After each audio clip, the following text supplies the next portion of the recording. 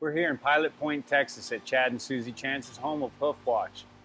And we're teamed up with the WCB to go up to Sheridan, Wyoming for the 2016 Don King Days. Our judge and clinician up there will be Chad Chance himself, owner of Hoof Watch.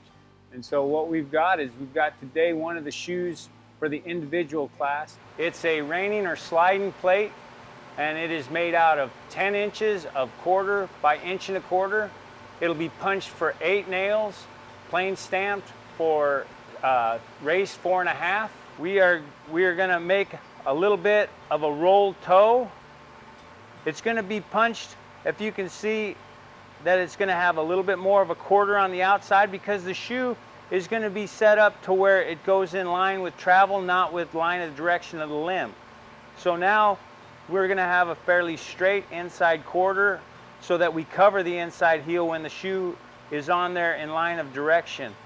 Our nail holes will be slightly off the toe because we're not gonna come off the toe with the shoe. We're actually gonna fit with just a little bit of length in the toe area so that the foot doesn't knuckle over in the slide. It's got to be neck down so that it can get around the frog and not have material hanging out everywhere.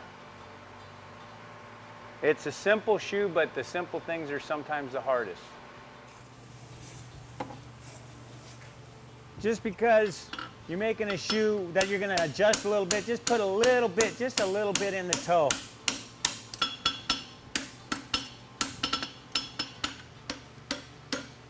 You don't want to kink it, you want to get a nice soft toe bend so that you're not, this is easy to wreck these edges. So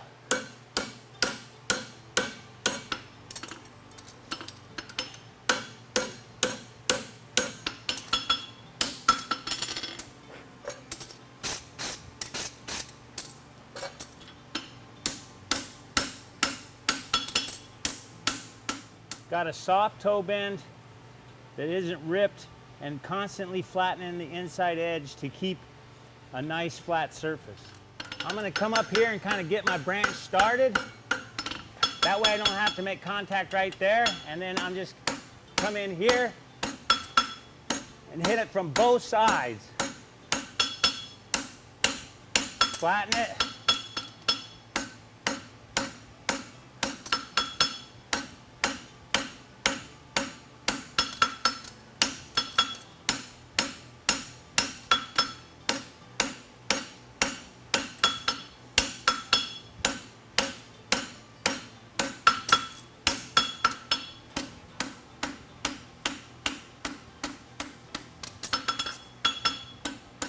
This is a big piece of steel. It's going on probably an average of 11.5-inch foot. The heels on a 1/4 horse are pretty tight, so you have to get rid of your material to get around that frog and not have things hanging out everywhere. We're gonna just kind of come into the toe a little bit. That'll get it started so I can be on the base of the anvil or the face.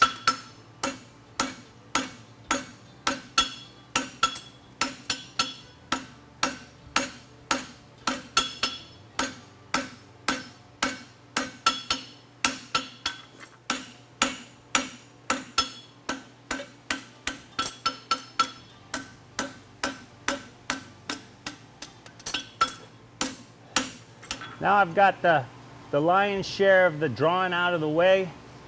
I'll come out and just kind of clean up my heels and then turn the branch. This is the medial branch. That's the medial branch. I am making a right hind, so I'm going to turn the medial first and then the lateral. Cleaning up the tips of the heels.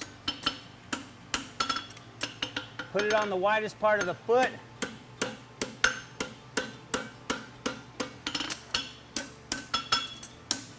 Now I'm going to come up here and get rid of that little transition point, just kind of easy, coming around. Got a bunch of pucker on the inside edge. Again, just kind of coming right here and running all the way to the widest part of the foot and then coming around. Now I'll go to the lateral side. Just trying to get a little bit longer check going out to the heel on this one. This one is going to So I'm gonna come in here, bring it around. Now what I'm doing here is I'm gonna go out to the heel quarter a little bit more exaggerated than on the other branch. Add my length right there.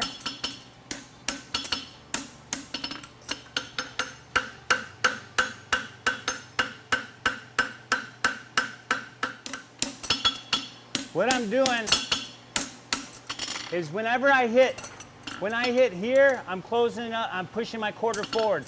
When I hit here, what I've always doing is when I'm closing up the shoe, I can make one branch grow longer than the other by staying away from the widest part and going on the diamond. So I'm going here, I'm going here, and like here, I'm making the inside branch longer. Here, I'm making the outside branch longer.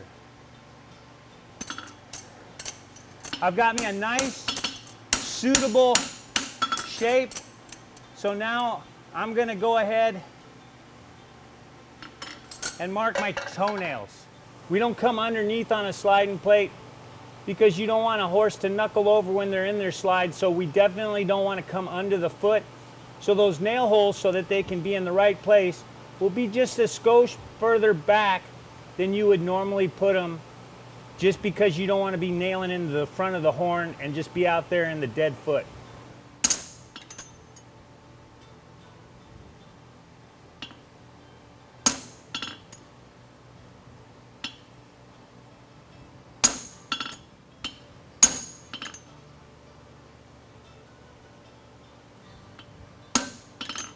So you can see that we've got a little bit chubbier or rounder shape, but we've got a nail pattern that fits what a hind foot would look like. This is an itty bitty nail that we're putting in there, so we're gonna drop her down. We'll get rid of all that mushrooming.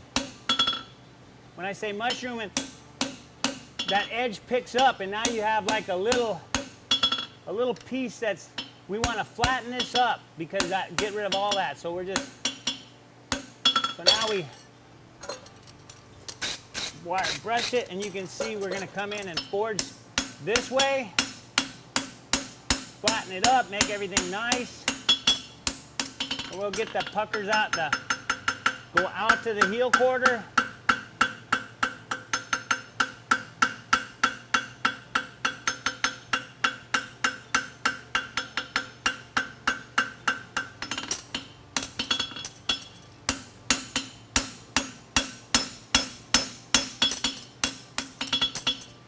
I'm flattening, just getting all that cleaned up, all that trash. You can see where you make contact with the anvil. That's one of the elements of this shoe, is it is a loss of traction shoe. It is a ski. So you don't want to have uneven forging.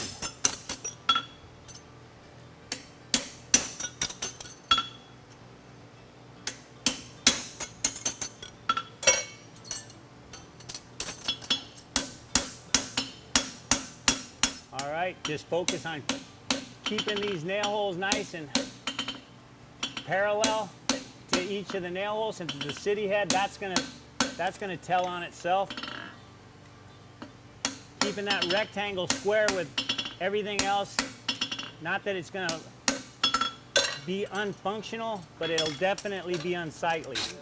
On this one, I'm gonna be a little bit more ahead of the horn. So I'm coming in here, I'm trying to create, so I'm just, and then straighten up that back. Because what this does is it allows this lump of material here to kick to the inside of the foot.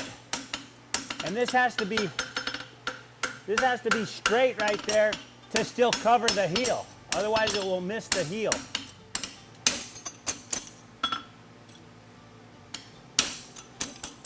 You can see I go out to the quarter. The shoe's going to be kicked in. If the shoe's kicked in, that means this heel will rotate underneath. So this heel has to be fairly straight to cover the medial heel. We're going to put the rolled toe on it, and then we will take a final shape and heat, and I think we'll be done. When you're rolling the toe, to stay safe, it's sort of like patting your head and rubbing your tummy. You got to do two things: move your tongs and hit it. So you just kind of coming along and just kind of increasing that. That way you're not locked in to getting your shoe rack. See how my hammer handle is lower than the face of the anvil? That allows me to come in at a nice angle and not take so much material, but still give me that rolled look.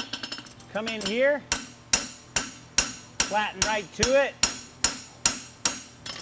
and this move right here is what makes the crisp line.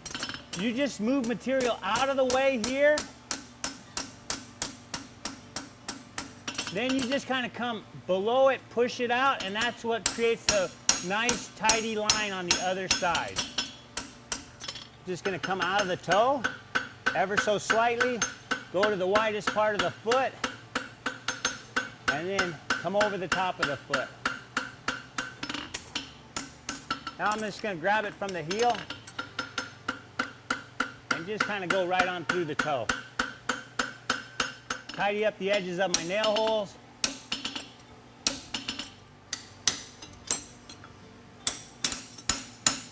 Remember, this is not a perimeter fit shoe, so we're going to be a little bit inside. We're trying to make the foot look a little bit more round so that it doesn't dump over when the horse is trying to get into the ground and do their slide.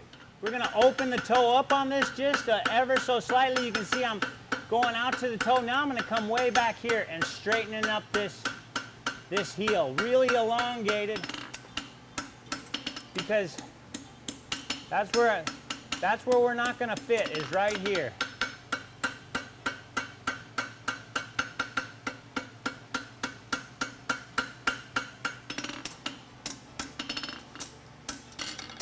And you can see there's really no bend. That's just a gradual arc, but there's no quarter bend because this is where we're picking up the foot again. So we're in chubby here. So right here, it's going to be, it has to come back straight. Otherwise, you're going to miss right here. All this right here is going to miss.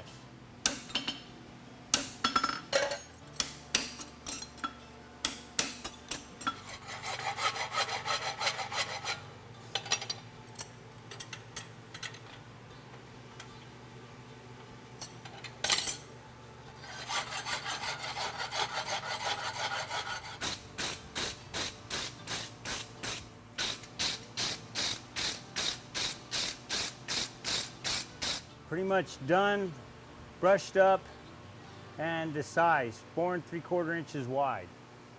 Our nails fit, tidy. It is a 4.5 race. Goes down in there, minimal effort to knock the head off once you get it nailed on and rasp that so it's nice and smooth.